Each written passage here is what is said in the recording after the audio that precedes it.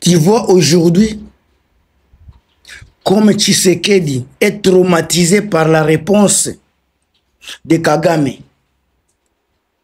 Pendant qu'il tend la main à Kagame, la réponse est une gifle qui traumatise le président Tshisekedi. Selon moi, c'est sur le terrain des opérations.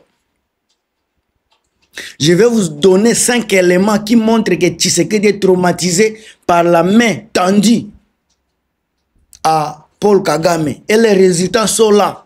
Je vais vous donner les résultats concrets. Bande Konangai. Boza ebele boza kolandanga.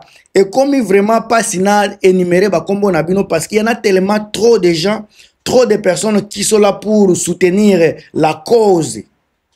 Boza ebele na ebite sona banana nani na suka na nani. Mais Emmanuel Atenza, Alice Nzengu, Thérèse Dusabe, wana donc Egolekate, Lydia Martinez,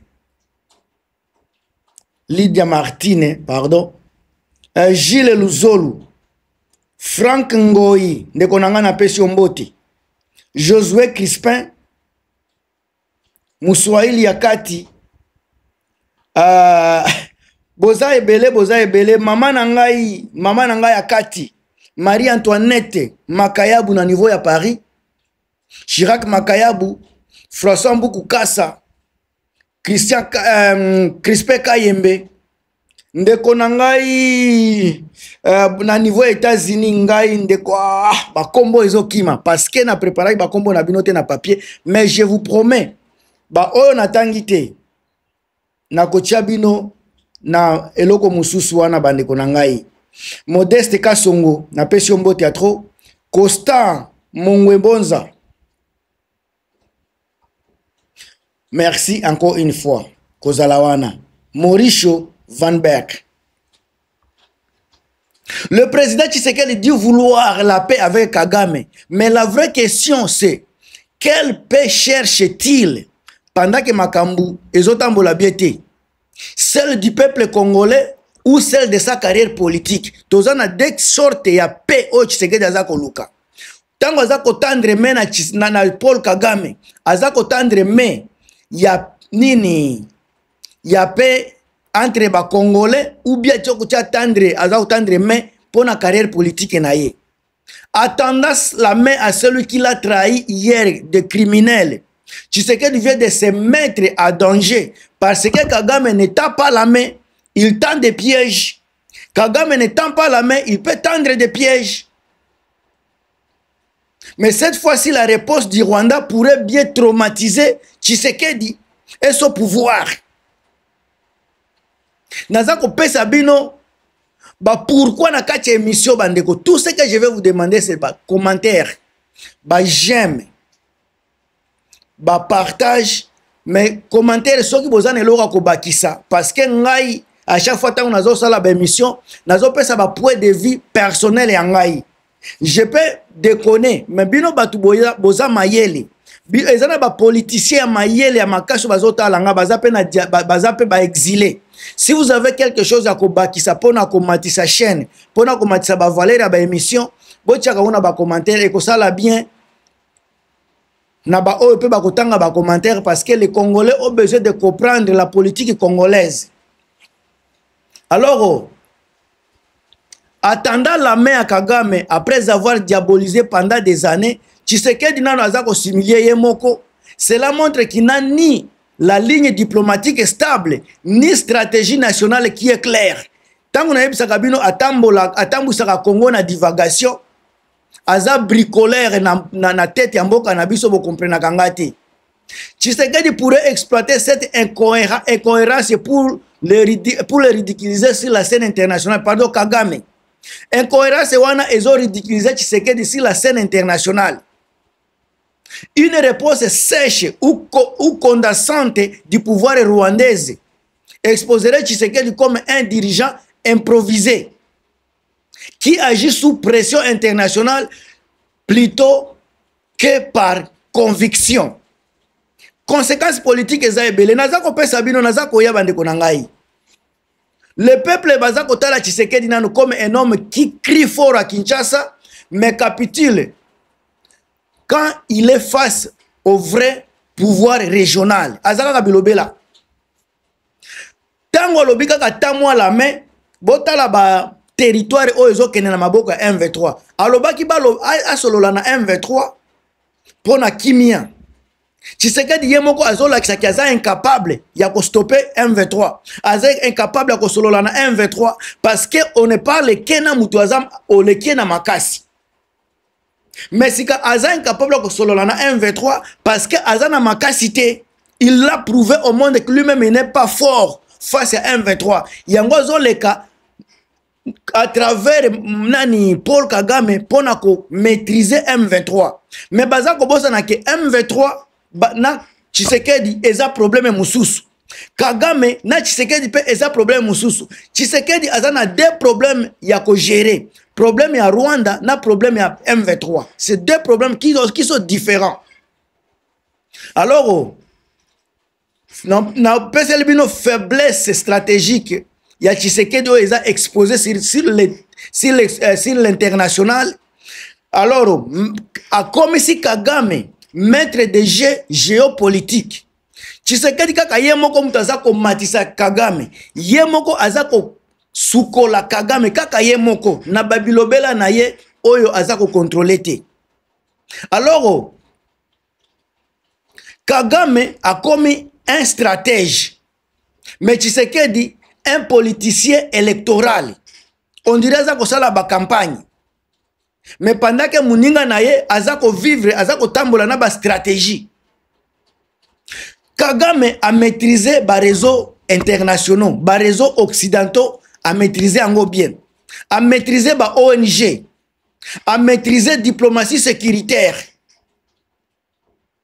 S'il répond avec froideur ou ironie, cela rappellerait à Tshisekedi qu'il n'est pas encore au niveau des négociateurs d'État, mais plutôt qu'un politicien à quête de légitimité. Bomoni esika Kagame azako komisa Tshisekedi lelo, nazonge lelo kwana, elobande konabiso ya journaliste congolais, c'est trop grave, ça c'est tellement bien, c'est très important.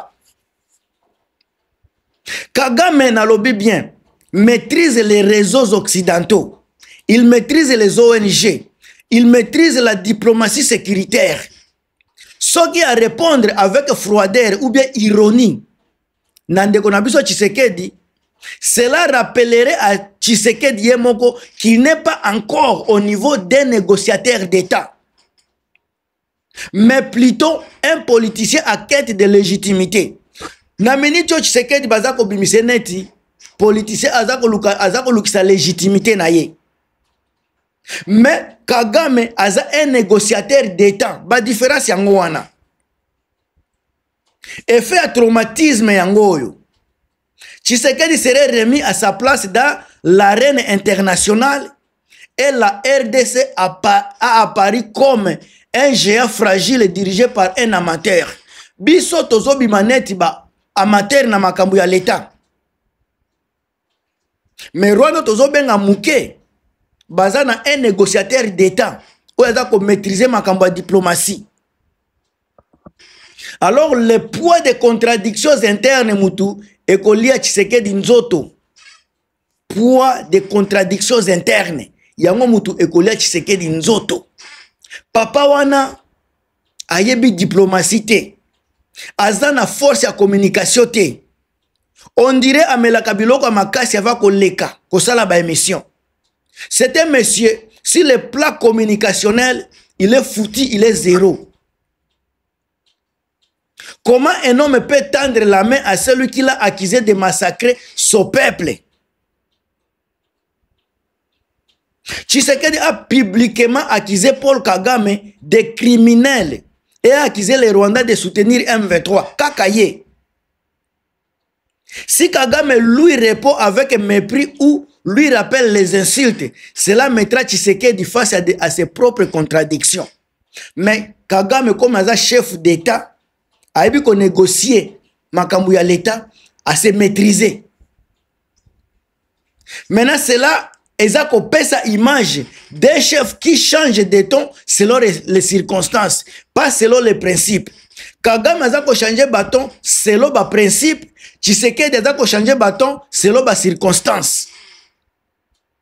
ba conséquences morales pesa wana. Peuple congolais baza ko se sentir trahi. Tshisekedi parle au nom de qui? Tant que peuple baza ko mituna, Tshisekedi aza ko solola au nom de qui? Du Congo ou bien de sa propre survie?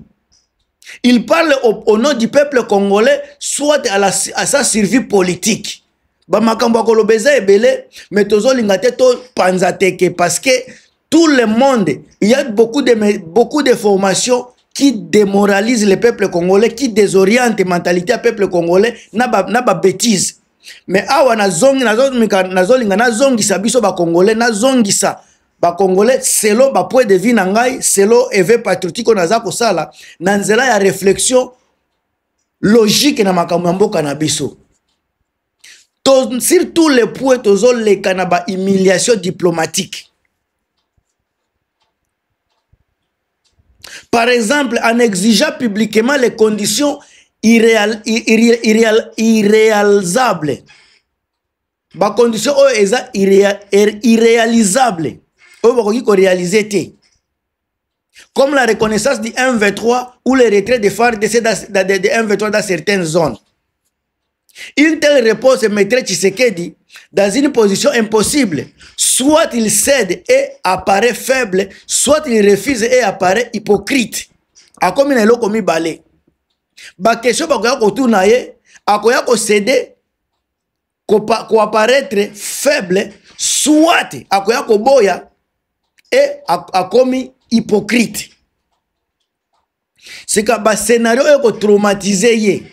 Scénario où est traumatisé, le Congo sera vu comme le pays qui demande la paix, mais sans la force à l'imposer. Tshisekedi, il cherche la paix sans imposer la paix. Il veut qu'on lui garantisse, qu'on lui donne la paix. Mais tu dois chercher la paix, tu dois l'imposer. Aux gens posé à qui autorité de l'État sur le territoire national. Tant que M23 va récupérer Mboka, est-ce que Basenga Kyo, Batuna Kyo? Pourquoi tu n'es pas à mesure de répondre militairement par M23 que osa ko imposer, osa ko récupérer territoire?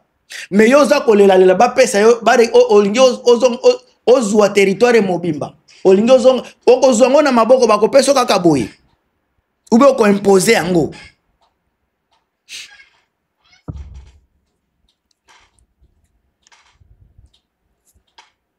Alors la perte du capital politique interne nde eza ko vivre ko jouer sikasiri Tshisekedi lelo.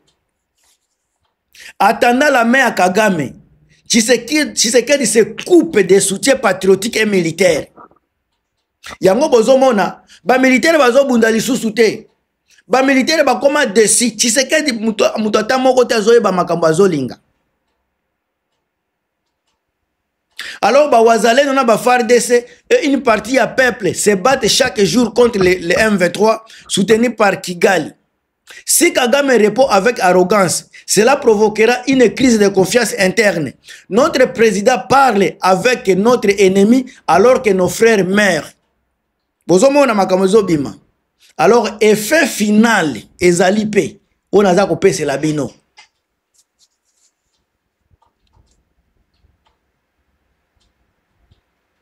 Le Tshisekedi a comme un traumatisme politique, isolement interne, effondrement moral de ses troupes, perte de peu de crédibilité patriotique qui lui restait. Oyo azalaki nango ya muke et sili. Tshisekedi joue avec le feu, tendant la main à Paul Kagame sans position de force. Dans la position de force, c'est Kagame qui est à position de force. Il tend plutôt la joue pour recevoir un gifle diplomatique.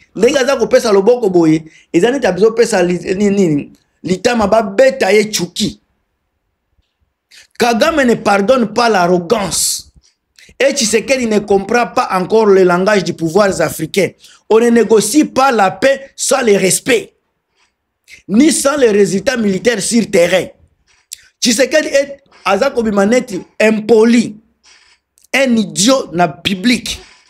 Ceux qui dans le lobby aza incompétent, bande kobo zouango n'esprit à bien. Ngam tunabino Gilmas na pesi point de vie nanga et bandeliti na souka. Je vous ai donné 5 points capitaux dans cette émission. J'ai parlé de la faiblesse stratégique de Tshisekedi qui a été exposée. Kagame, maître du jeu géopolitique na minute, les poids contradictoires internes, également l'humiliation diplomatique potentielle via Tshisekedi Lelo.